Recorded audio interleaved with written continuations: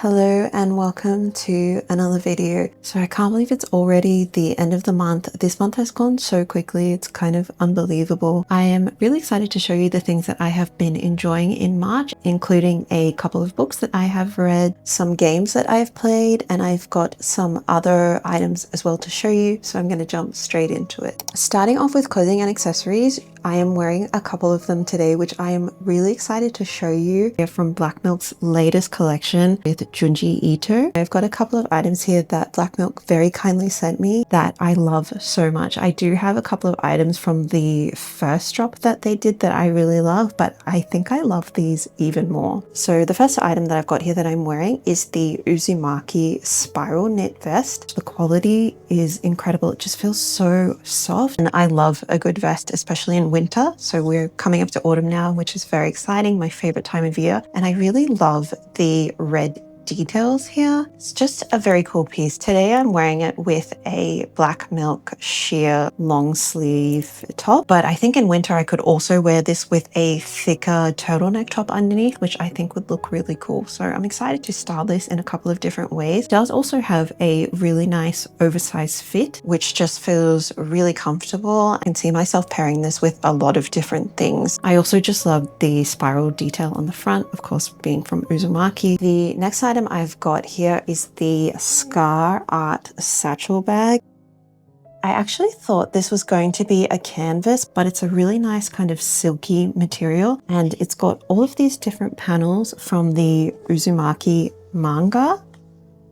Honestly, the coolest bag that I own for sure. Again, very well thought out product design because it's got so many different pockets. I love this pocket on the front. There's two on the side as well, and it is a backpack, but with the strap can also just be used kind of carry bag as well. Inside there is two magnetic buttons. There's a couple of different pockets, and there's also a zip. So honestly, hats off to whoever designed this bag. I think it's just so practical. The size as well, it's so big because I take a lot of things with me whenever I'm going places. I haven't had a chance to take this one out yet. I can really see this becoming a everyday bag for me, just because you can throw so many things in it and it looks so amazing.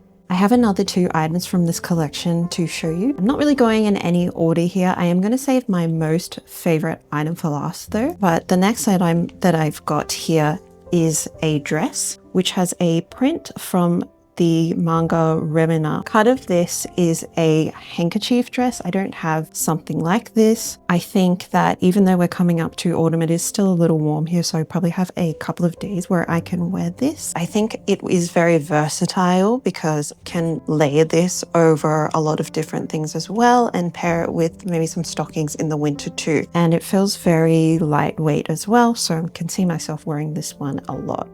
And the last item I've got here that I'll show you, which is without a doubt my favorite piece from the entire collection, is this jacket, which has a lot of Uzumaki details, one of my favorite Junji Ito mangas. I am loving the sleeves. But my favorite thing about this jacket, apart from the color scheme as well, which is very me with the red, white, and black, is the picture on the back, which has Shuichi and Kirie.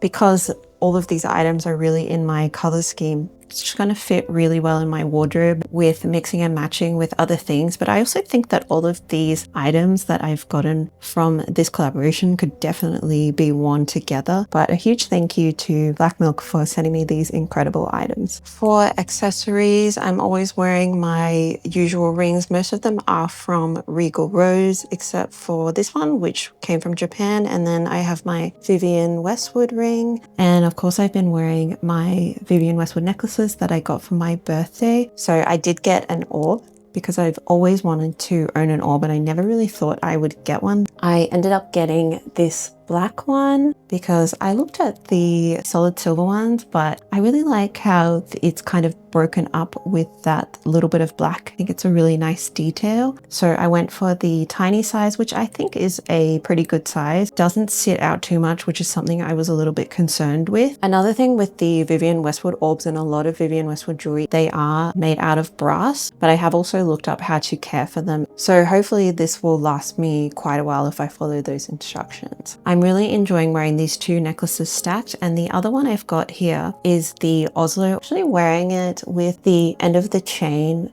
at the front here. I saw somebody else do this and I thought it was kind of genius because that also has another orb, and I like the way it looks. Instead of just having that at the back, I picked this one because this one is sterling silver. So this has kind of become my everyday necklace because I don't have to worry about it tarnishing over time. It is very small and petite. So I am really happy with these and my little Vivienne Westwood collection that I've been building up. For a couple of lip products, which are my favorite items, as you may have known from watching my other videos, in my last video for my February favorites, I did show the Romand Black Lip Trio. So this is one of the items and I am starting to wear this one a lot more. I'm wearing this one today. I do like how dark it is, and I would say the Juicy Lasting Tint, which is the one I've got here in the shade Blackberry, does blend out quite nicely, but because I do like to layer, I have with a couple of other items. I have used this Girlcult lip gloss, which I have shown before. I can never remember the name of this, but I will pop it in the description. Just show you what it looks like quickly. It's like a very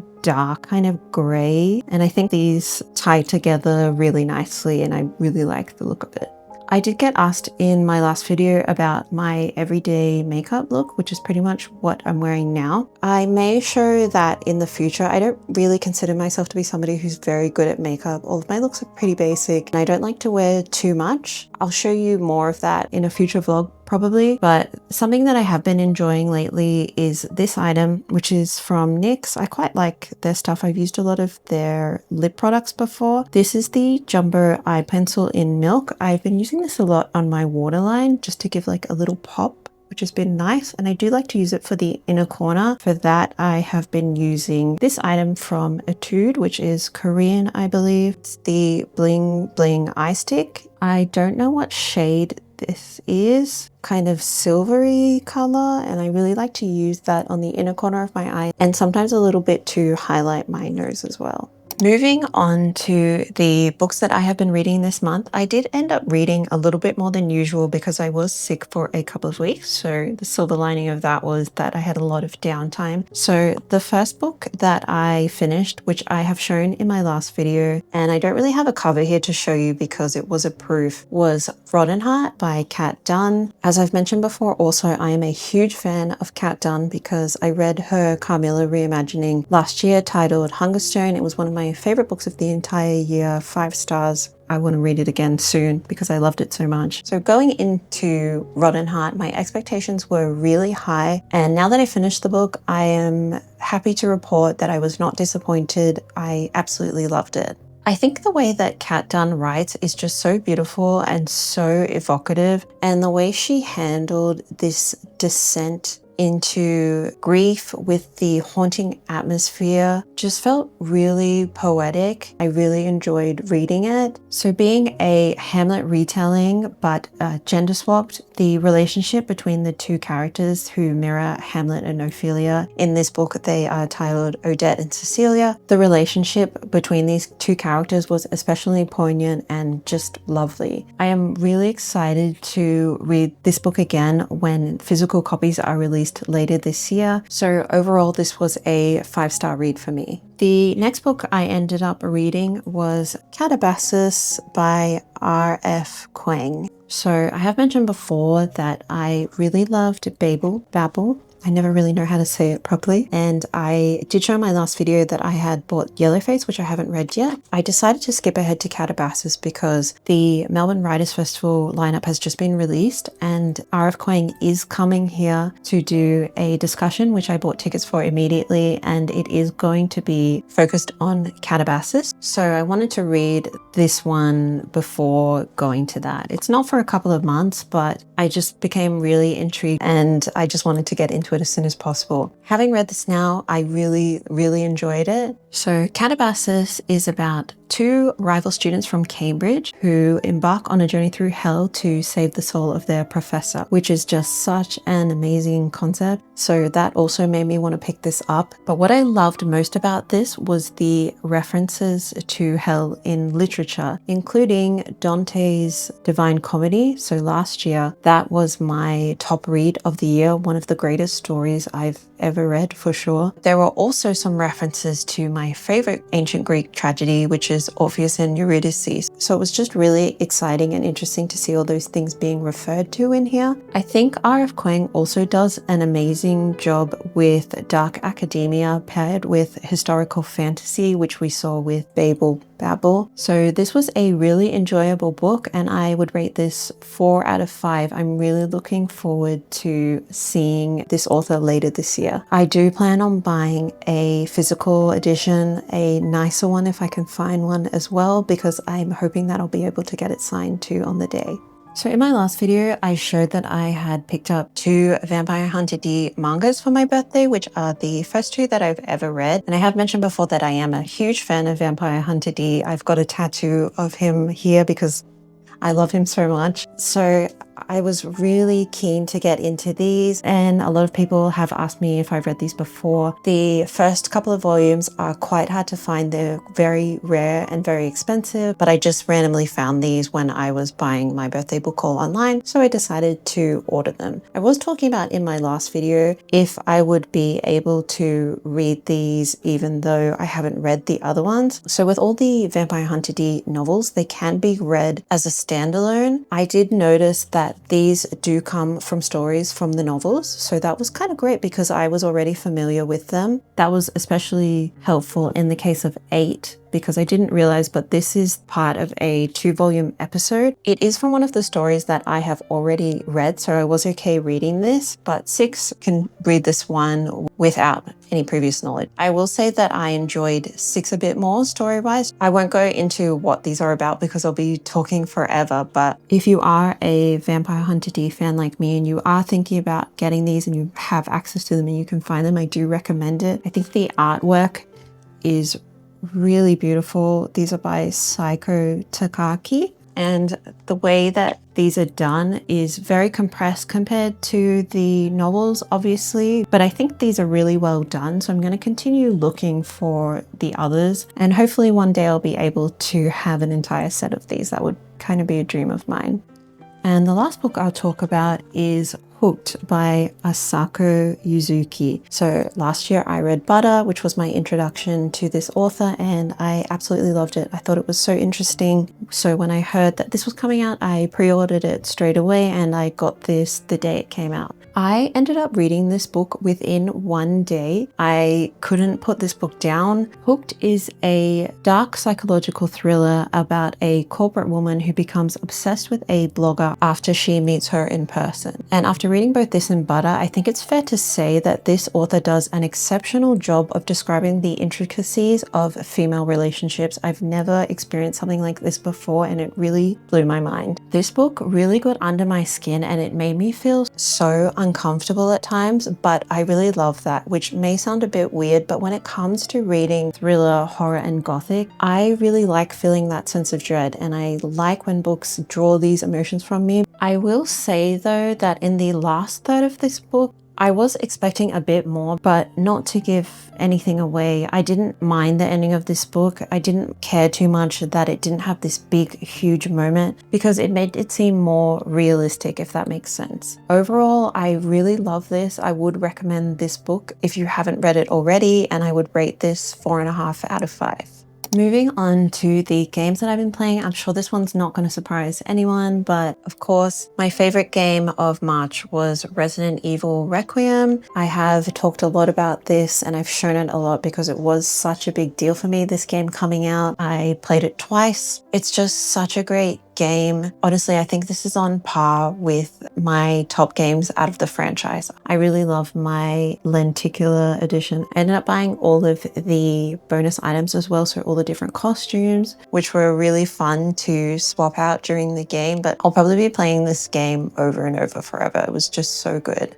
Another game which I have shown quite a lot that I really enjoyed playing in March was the new remake of Fatal Frame 2 Crimson Butterfly. So this was one of my most anticipated games of the year, and I was so lucky because I was granted early access to play this game, which still blows my mind. I can't believe that I was given this opportunity, and I'm so grateful for it. So I got to play this one a couple of days before it was released, so I just completely threw myself into the game and I really love it. The Fatal Frame games are so iconic, and the atmosphere of these games is just so beautiful, but also really, really scary. I will say that playing this game was a bit more difficult than I had envisioned. Having played Maiden of Blackwater a couple of months ago, which I've mentioned, I didn't find that one too difficult at all, but the combat in the remake was pretty hard. At first for me, I died many times trying to battle some of these wraiths just over and over, but that's okay, it's all part of the fun of learning. I think after playing Bloodborne, which is still the single hardest game I've ever played, definitely don't become too discouraged when this happens now. You just kind of have to learn the pattern of things, and of course leveling up or upgrading items or your characters helps a lot. So in this case, the camera obscura, once I was able to upgrade it, that definitely helped me a lot. But yeah, I just really loved the atmosphere of this game and the setting. The story is great as well, and as I've mentioned before, the costumes in the Fatal Frame games are just so iconic, and in this one especially, I really loved their outfits. I would really like to recreate these looks. I might do that a little bit later on, but overall an incredible game, really, really good. I highly recommend it. It's definitely another one that I can see myself replaying over and over. Moving on to what I've been watching lately, I've got a couple of movies that I want to talk about. So I showed in my last video that I thrifted DVD of The Others, which is a movie I have had on my radar for quite a while because so many people have told me to watch this. When I went into the thrift store and I saw this for $3, I had to pick it up. So I actually watched this one last night with one of my best friends, which was really nice to watch it together. This movie I absolutely loved. It was so good. It is about a mother, of course played by Nicole Kidman, after the Second World War, moves into this beautiful manor with her 2 children, and some very mysterious things start happening. I won't give anything away for anybody who hasn't seen this one yet, even though I know this movie is quite old, but I only just watched it for the first time. It does have a very beautiful gothic feel, which reminds me of a few gothic classic books I have read, and I would recommend it to anyone who does love the gothic genre like me. Another movie I watched this month is another one that has been recommended to me called Perfect Days. So this movie is set in Tokyo. It's about a man who cleans toilets for a living, but he really appreciates the small things in life. And I watched this on a Sunday night, and I think it was just the perfect Sunday night movie because it just felt really wholesome and it was just really cute and lovely. I definitely watched this movie again. I think the actor in it was incredible. There's not a lot of dialogue, but it's also shot so beautifully, and if you are somebody like me who really just loves Tokyo, you will probably appreciate this movie too. Lastly, I want to talk about some music that I have been listening to lately. So many of you have asked me if I have heard the new tracks that have come out for the Vampire Lestat, the new season, which is going to be coming out in June this year. I have, of course, listened to those songs and I love them so much. I really like the direction that this is going in, because even though I'm a huge Queen of the Damned fan, which is controversial because that movie is very different to the book, the soundtrack of that movie, which I have shown, I have the vinyl of, is just probably my favorite soundtrack ever. Even though that the music for the Vampire Lestat is going in a different direction, I think that makes sense. And I really love the songs that have come out. I have been listening to them a lot, and I really can't wait to hear what else we're going to get for the new season. I'm really hoping we get a whole album. That would be amazing. Even though I love all of the actors who have played Lestat, Tom Cruise and Stuart Townsend, for me, Sam Reid is Lestat. He just is so perfect in that role, and the fact that he has the voice as well. I'm very excited for the new season to come out, and yeah, I'm really loving these songs. I do have a playlist that I update recently on my Spotify of songs that I have on repeat, so I'll link that below if you are interested in checking out some of the other music I've been listening to lately. I have also been listening to a Perfect Circle a lot lately. They are one of my favorite bands ever. Always listening to them anyway, but especially right now because amazingly, they've just announced a tour later this year, which is just incredible. I never thought that this would be a band that I would be able to see, so I'm just really excited to see them later this year. So that wraps up my favorites for this month. I really enjoyed making these videos, so I hope that you are enjoying watching them as well. If there's anything else you would like to see here, please let me know. I have done quite a few chatty videos lately, so I would really like to go back to doing some vlogs. So I'm going to try to do a couple more of those in the coming weeks. But as always, I'd love to hear if you are also loving some of the things that I have mentioned in this video or what you have been enjoying this month as well. But thank you so much for watching this video and for joining me. I will see you in the next one. Bye.